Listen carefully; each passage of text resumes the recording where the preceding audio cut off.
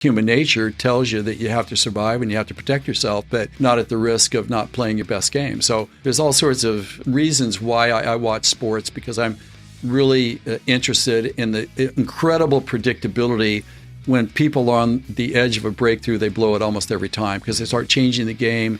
So again, there's lots of things that we can do to make sure at critical moments we don't fumble the ball. How do you feel about Tom Brady? He retired recently. How do you feel about him, someone as a champion who was known for just the comebacks and everything else? Is he just built different to everyone else? Well, I think we all are hardwired preferentially to something, but it's not to say that what Tom has done is any more honorable than somebody that is not in the limelight. I think we all play a best role in life, and we should never discount the value of what we do, because the Tom Brady's need people that are unseen to do for him what he has to do if he's going to showcase himself. So again, everybody, in my opinion, plays a vital role. And as long as we stick with doing what's most suitable for us to be of service to humanity, then we're doing our job as a person.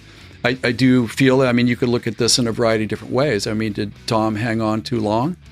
What do you think? He could have walked away with an unblemished record, correct? That's possible. Lance, similarly.